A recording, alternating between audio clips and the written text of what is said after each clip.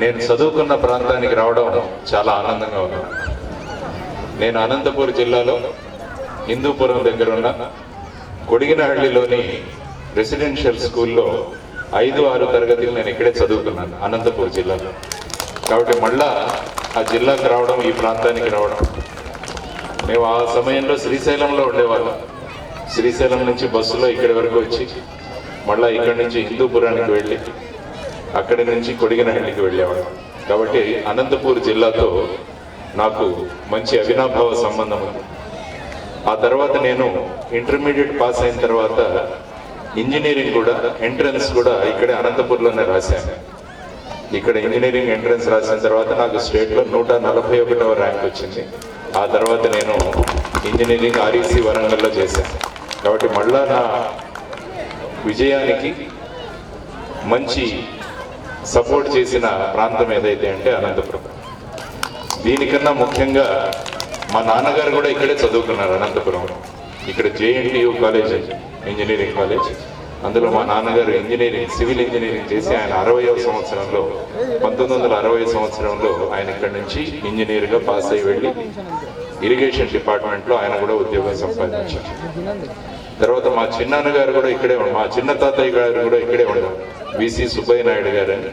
ఆయన మన ఆర్ట్స్ కాలేజీకి ప్రిన్సిపల్గా పనిచేశారు. వాళ్ళ అబ్బాయిలు మదన్ మోహన్ దాస్ గారు, తర్వాత వచ్చేసి రాజేంద్ర ప్రసాద్ గారు, వారు కూడా ఇక్కడే శ్రీకృష్ణదేవరాయ, ఇప్పుడు ఆయన సెంట్రల్ యూనివర్సిటీలో ప్రొఫెసర్గా పనిచేస్తారు. కాబట్టి ఇవన్నీ మీకు ఎందుకు చెప్పానంటే, అనంతపూర్ జిల్లా నాకు కొత్త కాదు. అనంతపూర్ నాకు నా జీవితంలో చాలా గొప్పగా ముడిపడిన ప్రాంతం. ఇంకొక ముఖ్యమైన విషయం చెప్పాలంటే, నా పెళ్లి కూడా ఇక్కడే జరిగింది, అనంతపురం. నా పెళ్లి కూడా ఇక్కడే జరిగింది, అనంతపురం.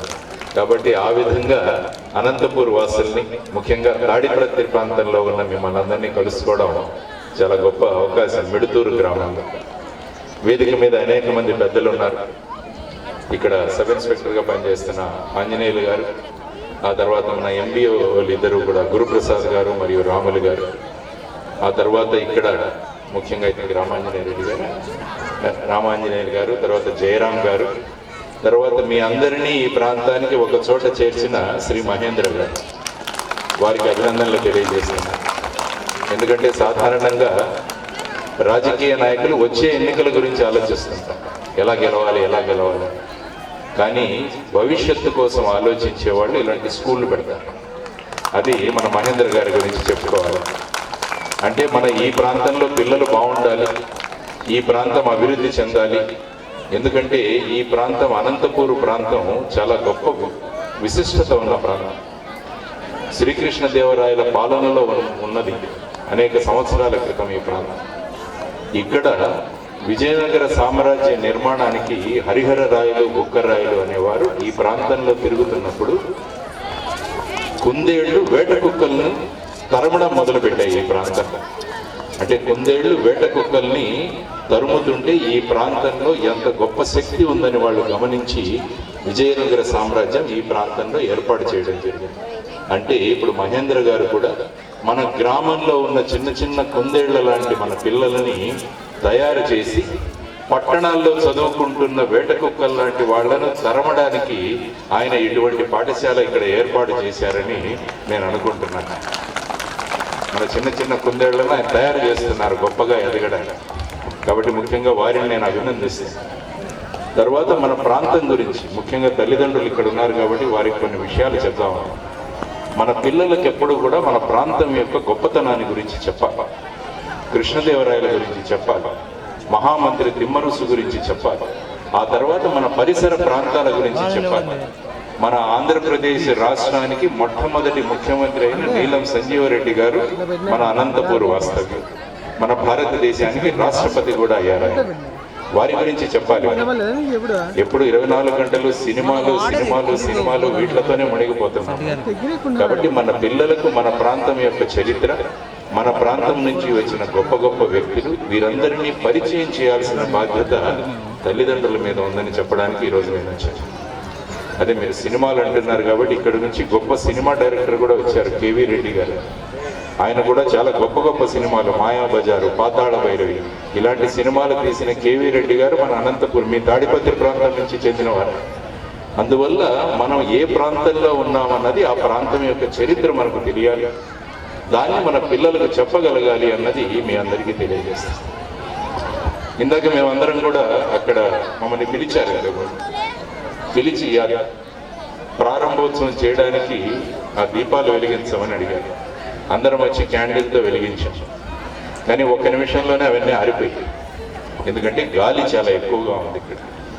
అందువల్ల గాలి ఎక్కువగా ఉన్నప్పుడు దీపం నిలవదు. అదేవిధంగా మన సమాజంలో ఇప్పుడు ఈ సినిమాల గాలి, క్రికెట్ గాలి, తర్వాత వచ్చేసి ఇంకా అనేక మొబైల్ ఫోన్ గాలి, ఇవన్నీ కూడా వీస్తున్నాయి. మరి ఇవి వీస్తున్నప్పుడు మీ పిల్లలు ఎలా నిలబడగలుగుతారు దీంట్లో? అందువల్ల వాళ్ళు నిలబడాలంటే మనం దీపానికి ఏ విధంగా చెయ్యి సహాయం చేసి ఆ దీపం వెలిగేలాగా చేస్తామో అదే విధంగా తల్లిదండ్రులు మీ చేతులను ఈ గాలికి అడ్డుపెట్టి ఈ పిల్లలు బ్రహ్మాండంగా పెరిగేటట్టు చేయాలన్నది మహేంద్ర గారి ఉద్దేశం. కాబట్టి ఆయన ఒక్కరూ పనిచేస్తే సరిపోదు, ఆయనతో పాటు మీరు కూడా పనిచేయాలి. మేము మా పిల్లలకు బ్రహ్మాండంగా మెడుతూరులో సార్ 1,00,000 ఇంగ్లీష్ మీడియం స్కూల్ పెట్టేశాడు, మా పని అయిపోయింది. అందువల్ల మేము మొబైల్ ఫోన్ తీసుకుని రీల్స్ చూసుకుంటాం, మేము షార్ట్స్ చూసుకుంటాం అని అనుకుంటే సరిపోదమ్మా. మీ అందరికీ మీరు కూడా మీ బాధ్యతను మీరు నిర్వహించాలి. తల్లిదండ్రుల బాధ్యత పిల్లలు 16 సంవత్సరాల వరకు వచ్చే కొంతవరకు పిల్లల్ని చాలా జాగ్రత్తగా పెంచాలి. చాలా జాగ్రత్తగా పెంచితే వాళ్ళు దేశానికి ఉపయోగపడే పౌరులుగా తయారవుతారు, లేకుంటే అల్లరి చిల్లరి వాళ్ళలాగా తయారవుతారు. అందువల్ల మీ బాధ్యతను గుర్తు చేసేయడానికి వచ్చాను. ఆయన పని చేస్తున్నారు, మీరు మీ పని చేయాలి. మొన్ననే ఒక పెద్ద పండుగ జరుపుకున్నాం మనం అందరం, 14వ తారీఖు ఏప్రిల్ 14. భీమ్ అనే ఒక చిన్న పిల్లవాడు పుట్టాడు మధ్యప్రదేశ్. వాళ్ళ నాన్నగారి పేరు రామ్జీ సక్పాల్, వాళ్ళ అమ్మ పేరు భీమాబాయి. చాలా నిరుపేద కుటుంబం వాళ్ళు ఒక ఇంటిలోనే ఒక రూమ్లోనే ఉండేవాళ్ళు. కానీ ఆ అమ్మ నాన్నలు ఈ భీమ్ అనే పిల్లవాడికి చక్కని సంస్కారం నేర్పించారు, చక్కని వినయం నేర్పించారు. కాబట్టి వినయ విధేయతలతో భీమ్ అనే పిల్లవాడు పెరుగుతున్నాడు. తర్వాత స్కూలుకు వెళ్ళిన తర్వాత మహదేవ్ అని ఒక చక్కని మాస్టర్ దొరికారు. మన ఎలాగైతే మహేంద్ర గారు ఉన్నారో అక్కడ కూడా ఆ స్కూల్లో ఆ పిల్లవాడికి మహదేవ్ అని ఒక చక్కని మాస్టర్ దొరికారు.